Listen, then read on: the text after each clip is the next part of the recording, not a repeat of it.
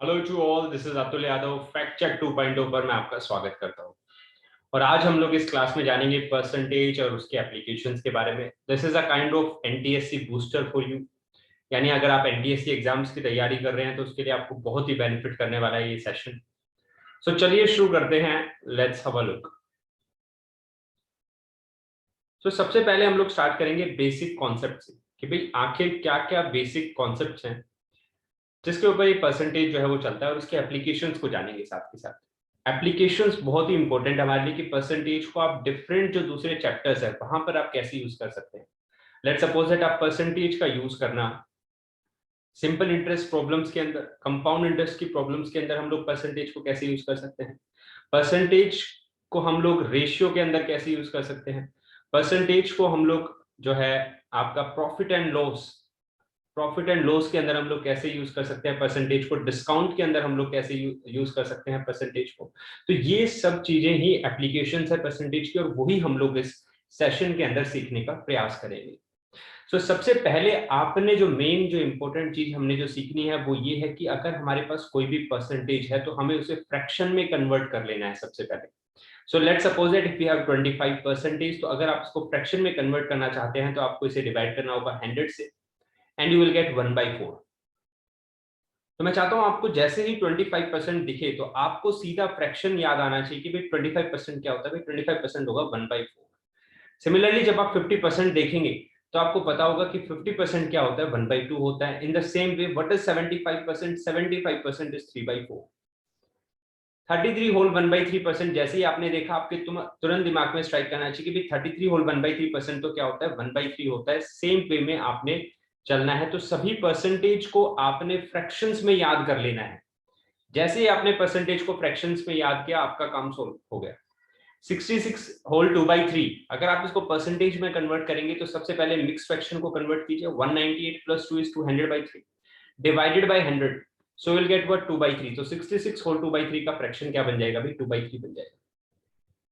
अब क्वेश्चन ये आता है कि आखिर ये जो परसेंटेज है, जो मैंने पहले बोला कि भाई ये सिंपल इंटरेस्ट में भी यूज होता है, रेशियो में, प्रॉफिट लॉस डिस्काउंट की प्रॉब्लम्स को सॉल्व करने के लिए भी हम लोग परसेंटेज को यूज कर सकते हैं। तो क्वेश्चन ये राइज होता है कि भाई ये यूज कैसे होगा। तो उसको देखने के लिए हम इन क्वेश्चंस को सोल्व करने की कोशिश करते हैं। Let's suppose that a man buys a fan of ₹1000। एक आदमी है वो एक पंखा खरीद के लाता है जिसके मूल्य कितना है, ₹1000 है, and sell it a loss of 15%। तो 15% के लॉस पे वो बेचता है। तो आपने जैसे ही परसेंटेज देखा, आप सिर्फ परसेंटेज वाले डिजिट को उठा के लाइए।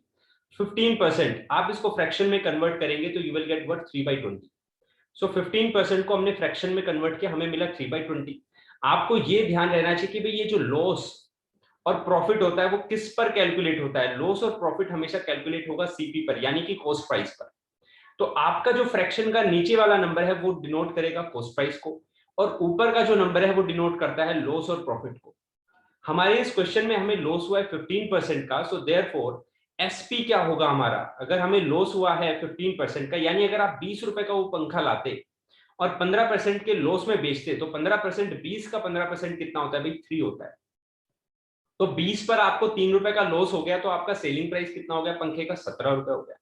अब क्वेश्चन में तो हमें पूछा है सेलिंग प्राइस क्या होगा भाई, तो सेलिंग प्राइस 17 तो हो नहीं सकता भाई, कंपेयर करना पड़ेगा। मैं हमने कॉस्ट प्राइस 20 लिया था, रियल में कॉस्ट प्राइस कितना है, रियल में कॉस्ट प्राइस है 1000।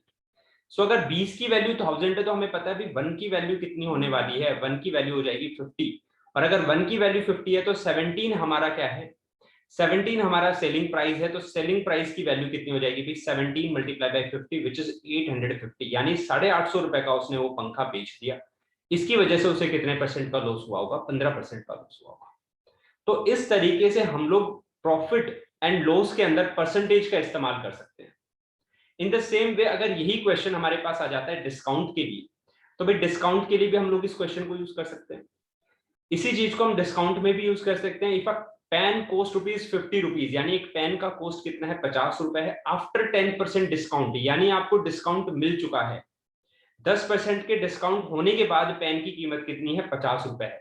तो हमें तो मार्क्ड प्राइस बताना होगा भाई। तो जैसे आपने परसेंटेज का नंबर देखा, उठा के लाइए, उसे फ्रैक्शन में कन्वर्ट करिए। 10% का मतलब होता है भाई 1/10, 1/10। तो 1/10 में जो नीचे जो नंबर है वो क्या होगा, वो डिपेंड करेगा कि आपको देखना है क्या दिया हुआ इन्होंने डिस्काउंट, और डिस्काउंट हमेशा कैलकुलेट होता है मार्क्ड प्राइस पर। तो यानी कि जो नीचे जो नंबर है वो है मार्क्ड प्राइस। यानी अगर 10 रुपए का पेन है तो अगर आपको 10% का डिस्काउंट देना है तो डिस्काउंट कितने का होगा भाई, 1 रुपए का डिस्काउंट होगा। ऊपर वाला नंबर हमारा डिनोट करता है डिस्काउंट को। सो 10 रुपए मार्क्ड प्राइस है, 1 रुपए का आपको डिस्काउंट मिला। सो इसका मतलब आपका जो सेलिंग प्राइस है वो सेलिंग प्राइस हो जाएगा भाई 9 रुपए। और यहाँ पर इन्होंने हमें सेलिंग प्राइस ही दे रखा है जो कि है 50 रुपए के बराबर। तो हम लोग यहाँ से कंपेयर कर लेंगे भाई 9 की वैल्यू कितनी होगी भाई 50 होगी। अगर 9 50 के बराबर है तो भाई 1 की वैल्यू कितनी हो जाएगी 50/9। और यहां से हम लोग ये बता सकते हैं कि अगर 1 की वैल्यू 50/9 है तो हमारे पास एमपी है 10, यानी मार्क प्राइस हमारे पास 10। सो 10 की वैल्यू हो जाएगी भाई 500/9। So this is your answer भाई, ये है मार्क प्राइस पेन का। तो इस तरीके से हम लोग परसेंटेज को यूज कर सकते हैं, और इसी तरीके से परसेंटेज को हमें यूज करना है सिंपल इंटरेस्ट के अंदर। सो सिंपल इंटरेस्ट में अगर हम लोग देखें तो प्रिंसिपल क्या है 2000 रुपीज है। आप देखेंगे कि भाई परसेंटेज कैसे इस्तेमाल होगा यहाँ पर। तो परसेंटेज कैसे इस्तेमाल होगा उसके लिए हमें फॉर्मूले पे जाना पड़ेगा। भाई सिंपल इंटरेस्ट का फॉर्मूला क्या होता है, P multiply bye R multiply by T/100। क्या इस फॉर्मूले को हम लोग इस तरीके से लिख सकते हैं, simple interest is equals to P multiply by RT/100। तो देखो भाई कभी भी किसी भी नंबर का अगर बेस 100 है, किसी भी नंबर का अगर बेस 100 हो जाता है तो उसे परसेंटेज में कन्वर्ट कर देते हैं। यानी सिंपल इंटरेस्ट क्या हो जाएगा भाई, principal multiply by RT percentage, यानी रेट टाइम का परसेंटेज।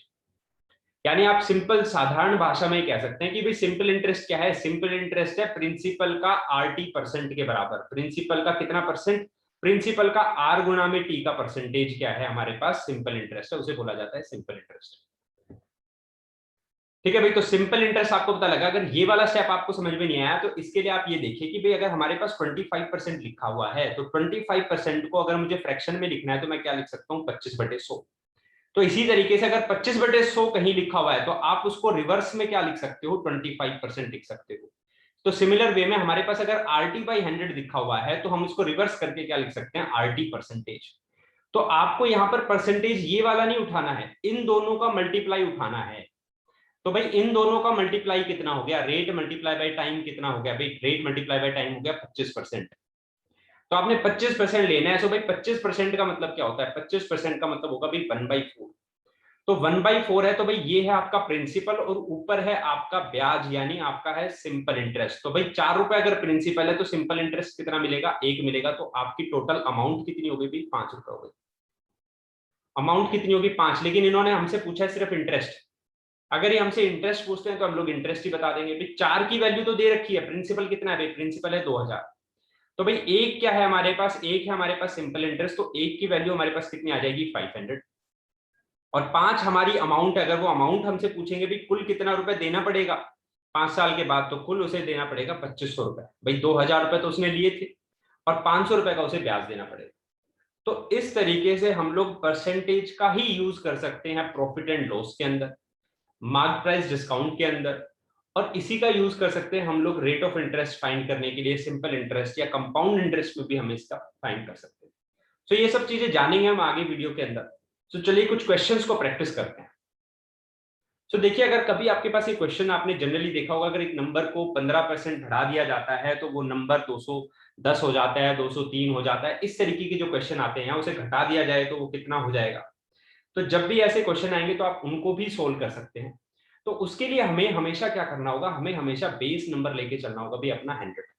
भाई ये हमारा बेस नंबर है, बेस नंबर हमेशा हम 100 रखेंगे। 100 क्यों रखते हैं, क्योंकि परसेंटेज 100 की परसेंटेज निकालना बड़ा आसान होता है। भाई अगर मैंने बोला भाई आपके पास 100 रुपए है, मैंने आपको 15% और बढ़ा के दिए, तो आपको पता है 100 का 15% कितना होता है भाई, 100 का 15% होगा 15 रुपए, यानी मैंने आपको 115 रुपए दे दिए। तो 100 हम इसलिए लेके चलते हैं, बेस लेके चलेंगे, हम लोग एक्स का इस्तेमाल नहीं करेंगे। तो what number when increased by 15% become 299, ये कह रहे कौन सा ऐसा नंबर है जिसको 15% बढ़ाने पर वो 299 हो जाता है। तो हमने कहा भाई चलो नंबर ले लेते हैं 100। अब 100 का अगर हम 15% बढ़ा देते हैं तो भाई 100 को 15% बढ़ाने के बाद हमें मिलेगा 115। इन्होंने कहा ये बढ़ने के बाद 299 के बराबर हो जाता है, तो हमने कहा भाई ये जो 115 है वो 299 के बराबर है, ये इसकी वैल्यू इसके बराबर हो जाती है। तो यहां से अगर हम 1 की वैल्यू फाइंड करेंगे तो भाई 1 की वैल्यू कितनी आ गई, 299 डिवाइडेड बाई 150। भाई 299 को आपने 115 से डिवाइड कर देना है, यू विल गेट 2.6। भाई ये आ गई 1 की वैल्यू। भाई हमने नंबर क्या माना था, हमने नंबर माना था 100, तो 100 की वैल्यू निकालनी पड़ेगी हमें, तो 2.6 मल्टीप्लाई बाय 100, 2.6 को आप 100 से मल्टीप्लाई करोगे, you will get what 260। So this is your answer. भाई ये नंबर था वो 260, इसको जब हमने 15% बढ़ाया तो ये नंबर कितना बन गया भाई 299 बन गया। So this will be your answer. आगे नेक्स्ट क्वेश्चन पे चलते हैं कि भाई on decreasing the number by 18%, अगर एक नंबर को डिक्रीज करते हैं 18%, सो इट बिकम 697। अगर एक नंबर को हम लोग डिक्रीज कर दें, यानी लेट सपोज दैट अगेन हम लोग सपोज कर लेते हैं, अगेन सपोज कर लिया भाई नंबर कितना है हमारा 100 है, 100 को अगर हम 18% डिक्रीज कर देते हैं तो भाई कितना हो जाएगा 82 हो जाएगा। इन्होंने कहा वो नंबर बन जाएगा 697, तो हमने कहा भाई ये जो 82 है इसकी वैल्यू कितनी है भाई, 82 की वैल्यू है 697। भाई 697 82 की वैल्यू है, तो 1 की वैल्यू कितनी हो जाएगी भाई, सो भाई 1 की वैल्यू कितनी हो जाएगी हमारे पास, 1 इज इक्वल टू हो जाएगा 697 divided by 82 which is equal to what 8.5। भाई ये आ गया हमारे पास 8.5। ठीक है भाई। सो अगर हमने यहाँ पर लिख दिया 8.5, तो हमारे पास 100 की वैल्यू अगर हमसे कोई पूछेगा तो 100 की वैल्यू हमारे पास आ जाएगी 850, यानी वो नंबर कितना था 850। 850 को अगर आप 18% डिक्रीज कर दोगे तो वो नंबर बन जाएगा 697। This will be your answer. ये आपका आंसर हो गया। सो नेक्स्ट टाइप पे चलते हैं। नेक्स्ट टाइप पे हमारे पास क्वेश्चन आ गया भी 8000 स्टूडेंट्स हमारे पास, जिसके अंदर 60% बॉयज हैं, बाकी 80% ऑफ द बॉयज, यानी यहाँ पे क्वेश्चन रुक गया भाई, फुल स्टॉप कर दिया इन्होंने। यानी अगर आपके पास 8000 स्टूडेंट्स हैं, तो 8000 स्टूडेंट्स है तो हम लोग अपना लेके चलते हैं भाई, हमारे पास तो 100 ही बच्चे हैं। भाई हमारे पास टोटल कितने स्टूडेंट्स है, 100 स्टूडेंट्स है हमारे पास, 100 स्टूडेंट्स है, उसमें से 60% बॉयज हैं, तो 60% तो भाई बॉयज हो गए। 60% तो आपको पता है 100 का कितना होता है भाई, 60 लड़के हैं, तो बॉयज हमारे पास आ गए भाई 60। अगर लड़कियों की बात करें तो भाई जो बची वो लड़कियां हैं 40%, यानी 100 का 40% भी बड़ा इजी है भाई, 40 जो है वो गर्ल्स हो गई। अब इन्होंने क्वेश्चन में आगे पूछा भाई 80% ऑफ द बॉयज, यानी बॉयज का 80% पास हो गया है एग्जाम में। तो भाई अगर बॉयज का 80% पास हो गया, हमें तो फेल फाइंड करना है कि भाई कितने फेल हुए हैं, तो बताइए फेल कितने हो जाएंगे, फेल तो कितने हो जाएंगे भाई, फेल हो जाएंगे 20%। सो अगर 60 बच्चे हैं हमारे पास, 60 का 20% अगर आपने निकालना है, तो सिर्फ आपने 6 और 2 को मल्टीप्लाई करना है, 6 2 कितना हो गया भाई 12, तो 12 तो लड़के फेल हो गए भाई। लड़कियों की बात करें तो उसमें से 90%, 40 की 90% तो लड़कियां जो है वो पास हो गई, लेकिन बची हुई कितनी भाई 10%, 10% लड़कियां जो है वो फेल हो गई। तो ये जो 10% लड़कियां फेल हुई हैं, हमें सिर्फ वो फाइंड करना है। तो 40 का 10% कितना होगा भाई, 40 का 10% तो सीधा 4 हो जाएगा। आंसर कितना आ गया भाई 4। तो 4 लड़कियां फेल हुई, 12 लड़के फेल हुए। तो टोटल अगर मैं बोलूं आपको कि फेल स्टूडेंट कितने हुए, तो भाई फेल स्टूडेंट तो हमारे कितने हो गए, 16 हो गए। और अगर मैं पूछूं आपसे कि फेल स्टूडेंट की परसेंटेज क्या है, तो आप फेल स्टूडेंट की परसेंटेज भी बता सकते हो कि भाई फेल स्टूडेंट की परसेंटेज कितनी है। भाई फेल स्टूडेंट की परसेंटेज भी बता सकते हो आप, भाई फेल स्टूडेंट की परसेंट कितनी होगी, 16%। भाई 16 है तो 16 ही परसेंट होगी, 100 बेस है हमारा। सो अभी हमने कंसिडर क्या किया था भाई, 100 की वैल्यू कितनी मानी थी हमने, 8000 मानी थी।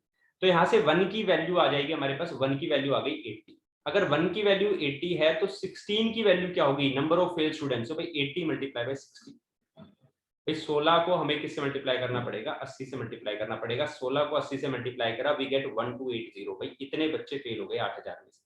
ये हो गया भाई हमारे पास नंबर ऑफ फेल्ड स्टूडेंट्स। इस तरीके से आप परसेंटेज का इस्तेमाल कर सकते हैं। सो आगे चलते हैं नेक्स्ट टाइप पे। नेक्स्ट क्वेश्चन में पूछा भी कि on increasing the price of an article by 16% it become 2320। यानी क्वेश्चन में हमसे बोल रहे कि भाई एक आर्टिकल है जो आप लाते थे पहले, वो 100 रुपए का आता था, अब उसका प्राइस अगर 16% बढ़ा दिया है, तो भाई 100 का 16% तो 16 होता है, यानी अब 116 हो गया। लेकिन ये कह रहे हैं भाई वो कितना बन गया, 2320 का हो गया। तो इसका मतलब ये जो 116 है, इसकी वैल्यू किसके बराबर है, 2320 के बराबर है। तो यहाँ से अगर हम 1 की वैल्यू फाइंड करना चाहें, तो भाई 1 की वैल्यू 20 आ जाएगी। ओरिजिनल प्राइस की बात कर रहे हैं भाई, ये तो ओरिजिनल प्राइस है भाई 100 रुपए, ये न्यू प्राइस है भाई, न्यू प्राइस तो कितना हो गया 116 बढ़ गया है। तो 1 की वैल्यू 20 आ गई। अब हमें अगर ओरिजिनल प्राइस फाइंड करना है, तो भाई 21 की वैल्यू है, तो 100 की वैल्यू कितनी हो जाएगी 2000, यानी वो पहले प्रोडक्ट कितने का था, 2000 रुपए का था। जो नेक्स्ट क्वेश्चन है ये आप लोगों ने करना है, ये प्रैक्टिस क्वेश्चन है आप लोगों के लिए। आगे चलते हैं भाई टाइप 4 में। टाइप 4 में इन्होंने पूछा भाई चांदनी परचेज सम पैरेट्स, चांदनी कुछ परचेज करती है पैरेट्स को, 20% फ्लू अवे एंड 5% डाइड। भाई 20% तो उसमें से उड़ जाते हैं और 5% जो है वो मर जाते हैं। तो हमें फिर से वही करना है कि भाई चांदनी ने कितने परचेज किए हैं पैरेट। सो हमने कहा भाई चांदनी जो है वो परचेज करके लाई है पैरेट कितने, चांदनी ने परचेज किए पैरेट्स, लेट्स सपोज दैट 100। सो भाई 100 उसके पास टोटल पैरेट्स है। अब उसके अंदर से 20% तो क्या हो गए भाई, 20% तो फ्लू हो गई, यानी भाई वो तो उड़ गए हैं। सो 100 के 20% कितना हो गया भाई 20। 5% मर गए हैं भाई, 5% उसमें से डाई करके भाई मर गए हैं, तो इनके बारे में तो कुछ बात ही नहीं करनी भाई, ये तो गए। 5 25 हो गए भाई। तो रिमेनिंग कितना बचा भाई, रिमेनिंग कितना होगा हमारे पास भाई, 20% और 5% 25 खत्म हो गए तो 75% ही बचा। 100 का 75% कितना होता है भाई 75, 75, यानी 75 पैरेट्स जो हैं वो अभी रिमेनिंग है भाई, ये तो रिमेनिंग हो गई। अब क्वेश्चन में बोला है ऑफ द रिमेनिंग, यानी रिमेनिंग में से 45% बेच दिया, यानी रिमेनिंग का 45% बेचा है उन्होंने, रिमेनिंग का 45% बेच दिया, तो यानी सोल्ड कितना कर दिया भाई, सोल्ड कर दिया 75 का 45%, 75 का 45% उन्होंने बेच दिया। अगर 75 का 45% बेच दिया तो बचे कितने भाई उसके पास, रिमेनिंग कितना हो गया, तो उसके पास रिमेनिंग होगा 55%, यानी 75 का 55% उसके पास रिमेनिंग है। तो आप लोगों ने करना क्या है भाई, 75 का 55% आप लोगों ने फाइंड कर लेना है। 75 का 55% होगा 41.25, यानी ये बच गए उसके पास रिमेनिंग। तो यहां से हमें पता लगता है भाई इन्होंने बताया कि 33 रिमेनिंग थे, रिमेनिंग कितना था 33 था, तो हमने कहा भाई ये जो 41.25 है इसकी वैल्यू किसके बराबर दे रखी है, इन्होंने 33 के बराबर दे रखी है। तो यहां से हम लोग 1 की वैल्यू फाइंड करेंगे, 33 डिवाइडेड बाई 41.25। तो भाई 33 को जब डिवाइड करेंगे 41.25 से तो आपको आंसर मिलने वाला है 0.8, यानी 0.8। तो अगर हम 100 की वैल्यू निकाले, कितने उसके पास ओरिजिनली शुरू में थे, तो भाई 0.8 को आप 100 से मल्टीप्लाई करोगे, यू विल गेट व्हाट 80, यानी 80 पैरेट जो है वो चांदनी लेके आई थी, और उसके बाद कुछ पैरेट, जो पैरेट है वो मर गए और कुछ उड़ गए। तो ये इस तरीके से आपको क्वेश्चन अटेम्प्ट करना है। नेक्स्ट क्वेश्चन में चलते हैं भाई, ये बड़ा ही इंपॉर्टेंट क्वेश्चन है। क्या candidate who get 36% marks in an examination fail by 24 marks. भाई एक एग्जाम हो रहा है, एग्जाम में कुछ पासिंग मार्क रखा हुआ है, बिग पासिंग मार्क है, लेट्स सपोज दैट पी है, लेकिन एक बच्चा है जो अगर 36% मार्क्स लेके आता है, वो बच्चा जो है वो 36% मार्क्स लेके आया, तो उसे पता लगा कि भाई यार वो तो पासिंग मार्क्स से कितना दूर रह गया, वो पासिंग मार्क्स से करीब करीब 24 नंबर पीछे रह गया है। पासिंग मार्क्स से कितना पीछे रह गया है, 24 नंबर पीछे रह गया, यानी वो -24 है पासिंग मार्क्स से। वहीं अगर एक बच्चा 43% मार्क्स लेके आता है, यानी उसके 43% मार्क्स है, तो उसे पता लगता है कि भाई वो पासिंग मार्क्स से 18 नंबर आगे भाग चुका है, यानी 18 नंबर एक्स्ट्रा लेके आया है, जो पासिंग मार्क्स थे उससे 18 नंबर एक्स्ट्रा लेके आया। तो हमें ये फाइंड करना है भाई ये पासिंग मार्क्स थे कितने आखिर, और ये एग्जाम कितने नंबर का था जिसमें 36% लाने वाला बच्चा भी फेल हो रहा है।